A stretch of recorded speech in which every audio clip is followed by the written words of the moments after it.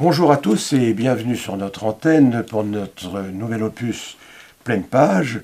Et aujourd'hui, nous recevons Monsieur Alain Gaillard. Merci d'être avec nous, Alain Gaillard, pour son livre, son dernier livre, autour des guerres de Vendée. C'est un sujet qui passionne toujours, je crois, aussi bien le Sud-Loire que le Nord-Loire, que la Vendée et que ce qu'on appelle les trois provinces, la Maine-et-Loire et la Loire-Atlantique. Alain Gaillard, donc, votre dernier ouvrage s'intitule « Les bateaux armés de la Loire au cours de la guerre de Vendée ». Alors, pardonnez-moi, je suis le profane ici, et j'ignorais qu'il y avait une marine de guerre au cours des guerres de Vendée. Alors, c'est une marine qui a été établie progressivement. Elle a commencé à être en action dès le début de l'insurrection vendéenne, du mois de mars 93, sous la forme de navires qui étaient à Paimboeuf. Il y avait une frégate et une corvette, la malicieuse et une autre corvette, et ces bateaux-là ont sauvé Paimboeuf qui était assiégé et qui allait tomber. Et aux mains des insurgés, des Blancs, autrement dit. Des Blancs, des insurgés. Oui. Et ces bateaux, ça commence comme ça, ces bateaux qui étaient présents dans la rade de Paimboeuf ont sauvé Paimboeuf de la prise des Vendéens. Et c'était important parce que Paimboeuf était à l'époque l'avant-port de Nantes. C'était capital de conserver la maîtrise de Paimboeuf, parce que si Paimboeuf tombait, Nantes était complètement bloquée. Donc ça a commencé comme ça, et ensuite, Nantes étant assiégée de toutes parts, ne pouvait plus communiquer avec Paris, il fallait donc rétablir les communications avec Paris, et les Nantais ont mis en place des bateaux armés pour contrôler la Loire, pour éviter que leurs bateaux qui remonter la Loire soit pris par les rebelles vendéens. Ça a commencé comme ça.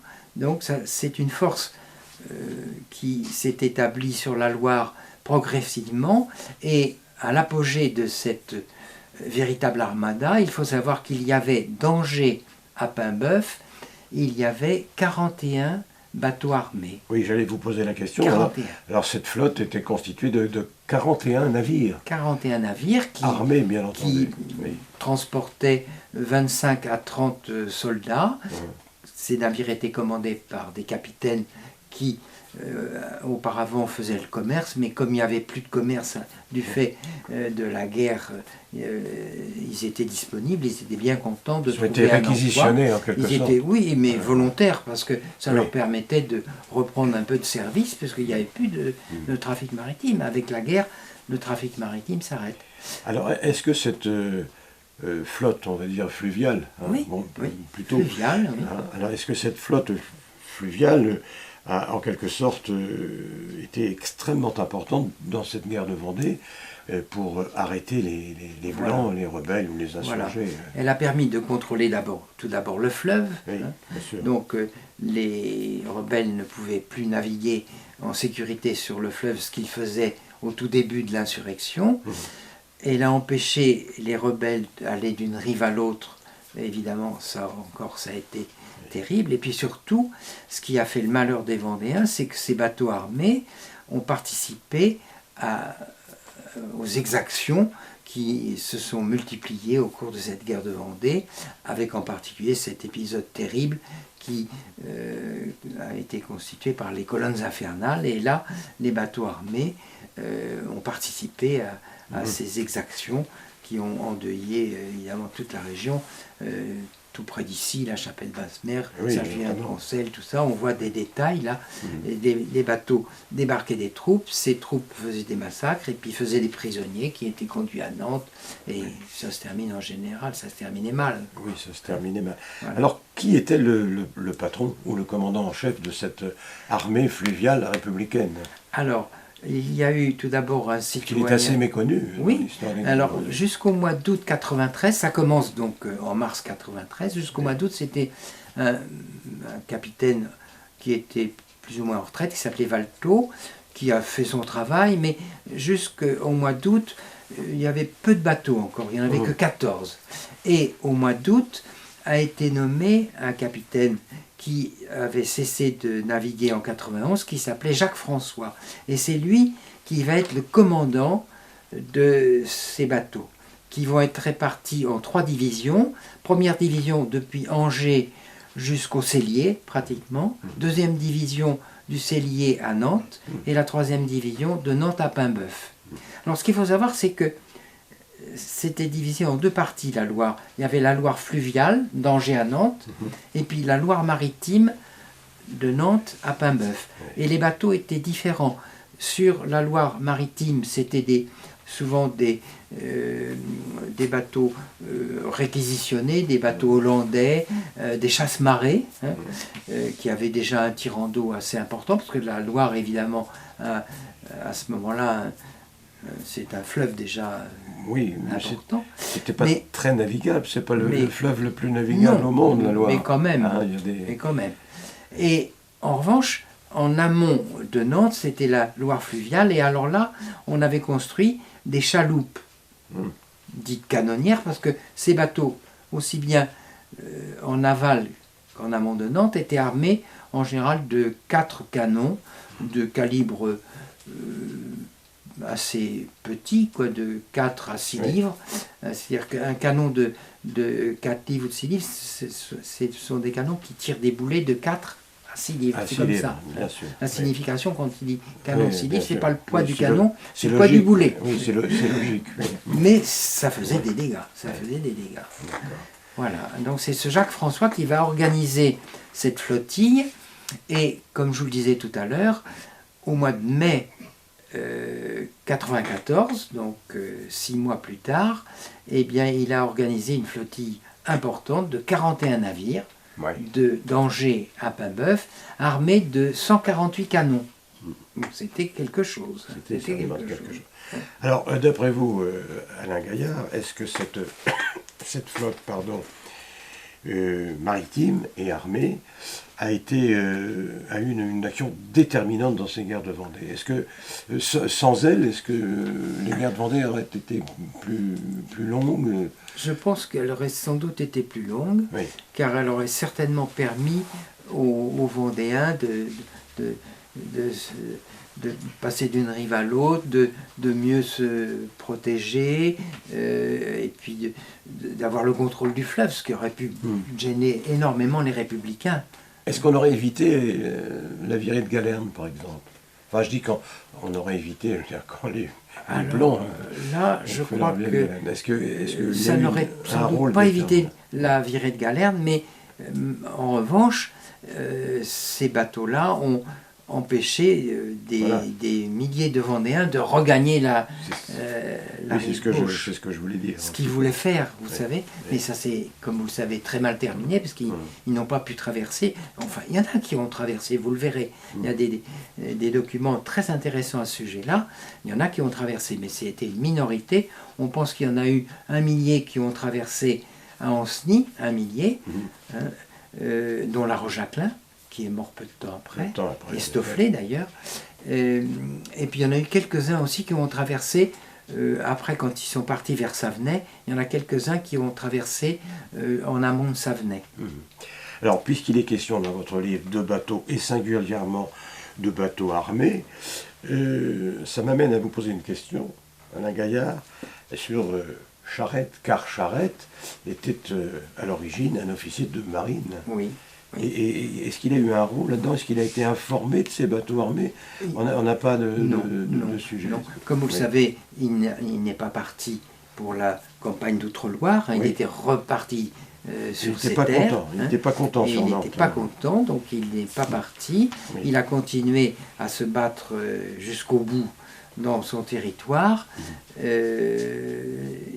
y a quand même un lien avec Charette, parce que lorsque des Vendéens ont réussi à traverser avant Savenay, c'était un petit port qui se trouvait avant Savenay sur la rive droite de la Loire qui s'appelait le Rohard, et là on pense qu'il y a eu à peu près 500 à 1000 Vendéens qui ont pu traverser, car il y a eu un brave homme, un batelier qui les a fait traverser. Or, quand les troupes de Charette qui étaient sur la rive gauche ont vu arriver ces gens, au début, ils les ont pris pour des espions et ils les ont fusillés.